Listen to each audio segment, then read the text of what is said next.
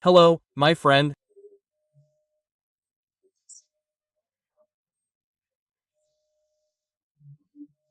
It's time for us to meet on this Thursday, March 13th, a day when a part of Brazil, a Brazilian institution, the Superior Military Court, honored a Brazilian hero, a hero of blood, Lieutenant Colonel Nestor da Silva, who will be 108 years old in July.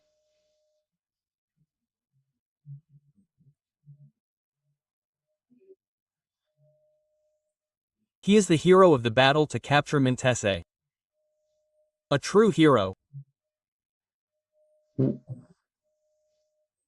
He was the most important and decisive Brazilian soldier in an urban battle that broke through the German Gothic line.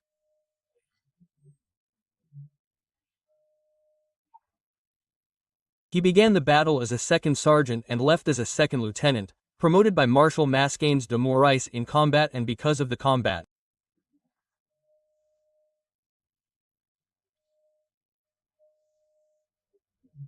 I have already interviewed him. I know his heroism well, and today the Minister of the Superior Military Court, Army General Benzi, presented him with the Order of Merit of Military Justice, which he very much deserves.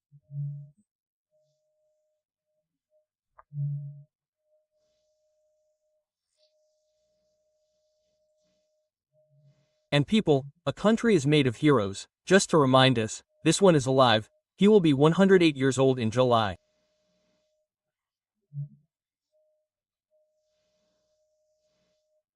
And I want to be there to pay tribute to this hero.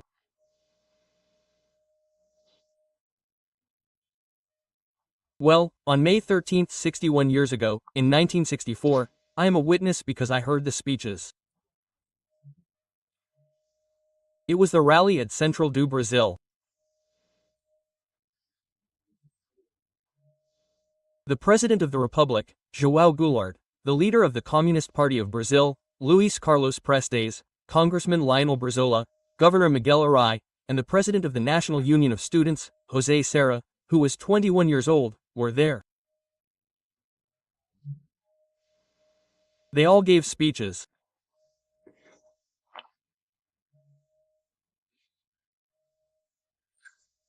He signed an agrarian reform there, taking land on both sides of the federal highways and promising urban reform to transfer the properties to tenants.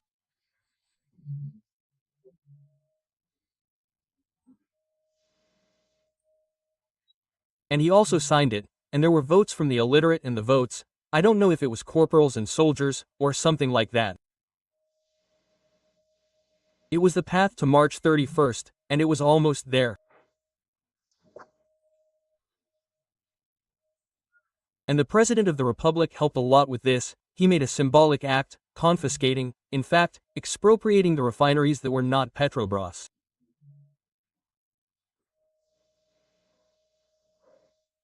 Well, sometimes we repeat the mistakes of history, don't we?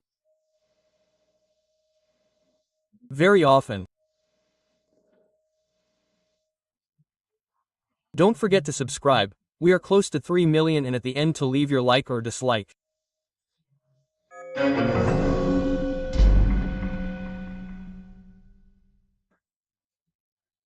Minister Moraes asked Minister Zanin. Minister Zanin is the one who was Lula's lawyer in Lava Jato. And Minister Zanin decides because he is the president of the first panel of the Supreme Court. The first panel has only 5 ministers, although the Supreme Court has 11 ministers. But getting back to it, Minister Moraes, who has been the rapporteur for 6 years, this Friday will be 6 years since he was appointed rapporteur and began the end of the world investigation, as Minister Marco Aurelio has called it.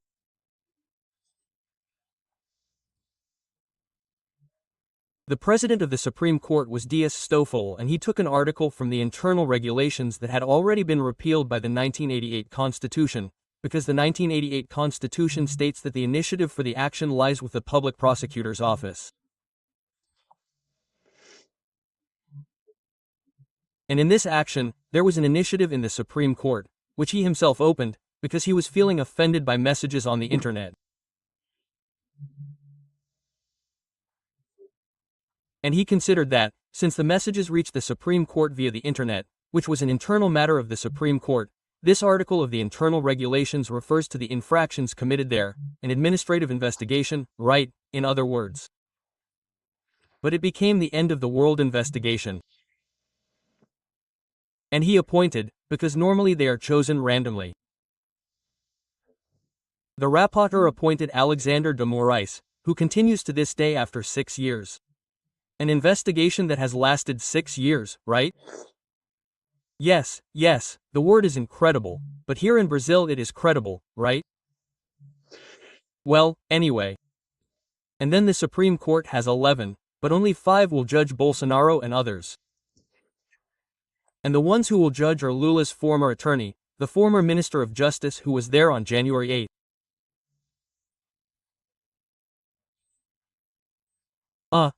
2 more ministers, Carmen Lucia, Fuxes and Zanin, appointed by the PT government, right?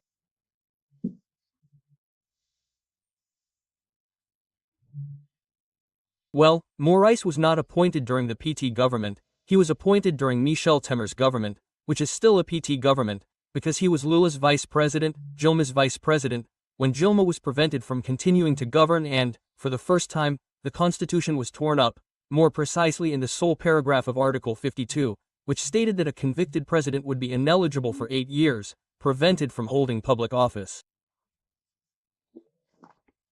She was not good.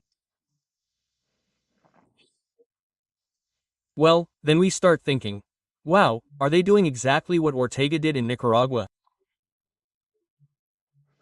He seemed like a candidate to face Ortega in the election. Ortega would order arrests, then remove people, right?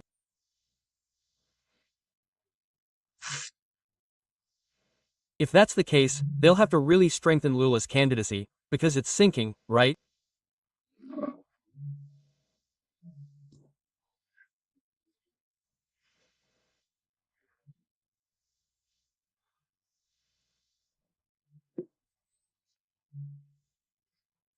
Well, and on the other hand, maybe they don't know that the candidate in 2026, who isn't Bolsonaro, is an idea, not a person. It's an idea that worked and is being destroyed by the current government, but it's an idea that worked, right, of a liberal economy, of conservative customs, of family values, right, and of an economy that doesn't have state losses, doesn't have a public deficit, right?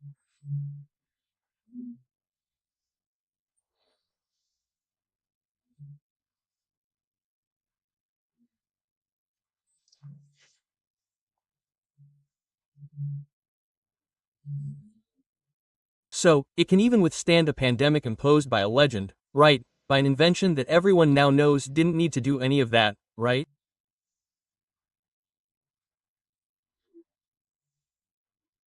But anyway, that's the issue.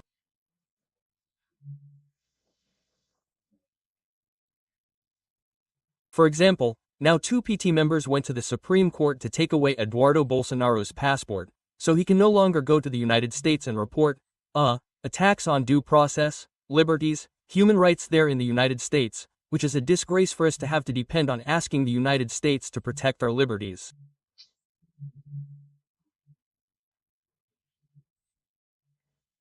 That's a disgrace for us, right?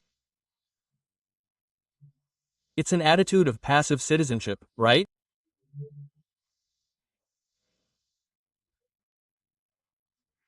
Depending on others to defend our own liberties, as the Brazilian poet Eduardo says. My God, on the road with Mayakovsky, on the first day, they stepped on our flowers. Then, on the second day, they killed our dog. Then, they entered our house and, when we wanted to protest, they had already taken our voices from our throats, right?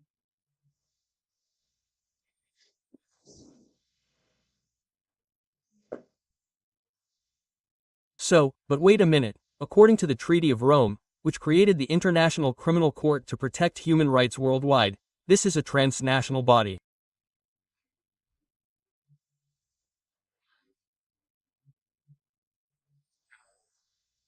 Therefore, the representative of the Brazilian people has not only the right, but also the duty to go out and denounce. They want to take away his passport. What do you mean? Why did he express his opinion and words there? But in this regard, he is absolutely inviolable. This is what Article 53 of the Constitution states and establishes, without a shadow of a doubt as to interpretation.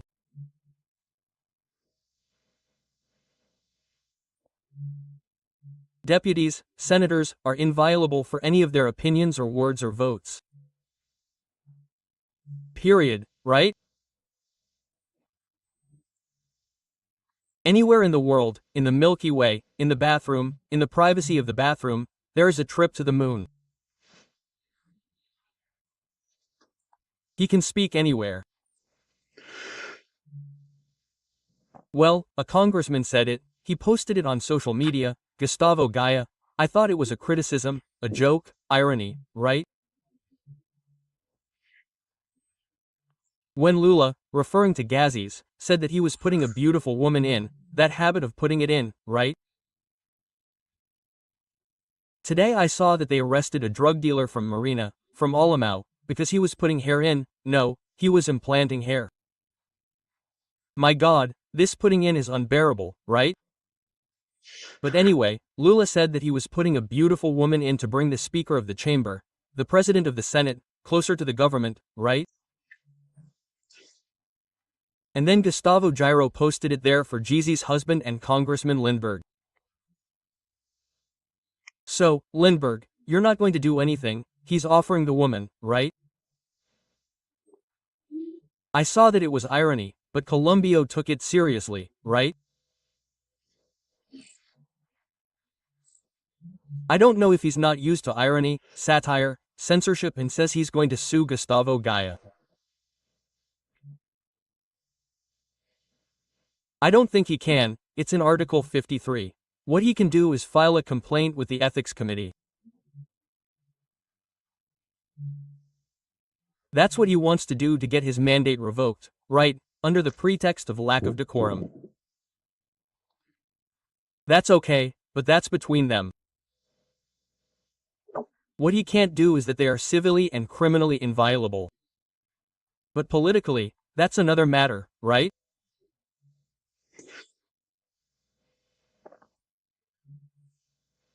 Well, yeah, Minister Moraes asked twice for the arrest of journalist Osvaldo Yusta and he went. It seems he went to Paraguay, then he went to the United States, I'm not sure, but he ended up in Spain, he's there in Spain. So this time in this case, he used the Ministry of Justice, the Ministry of Foreign Affairs, he didn't go directly like in the Rumble case. Well, and a request for Osvaldo's extradition arrived in Spain to comply, to come and answer the case here in Brazil. Then the prosecutor there, which is the Attorney General's office, said, no, he's here because he's a journalist. That's not a crime, it's freedom of expression, freedom of the press. There's no censorship here. There's no censorship in Brazil either. You have to explain to them that he's running away, but there's no censorship in Brazil. Censorship is prohibited in Brazil. Article 220 of the Constitution. Freedom of information is also guaranteed.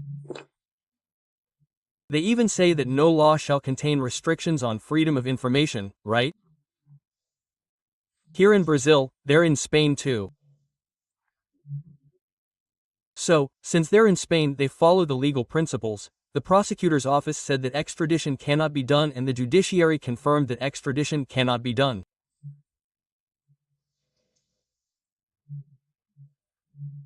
I think these things are a warning to Brazil abroad, right? Not to Brazil, but to the Brazilian judiciary. It affects everyone in the Brazilian judiciary. I keep remembering when I talk about Osvaldo's stack, the sadness with which I received it, my God, it's a shock, it's a sadness for everyone. That search and seizure in his family's house, he was no longer there. And the search they did on one of his daughters, my God, my God. I'm sorry, but we can't contain it. We can't forget things like this that happen in our country.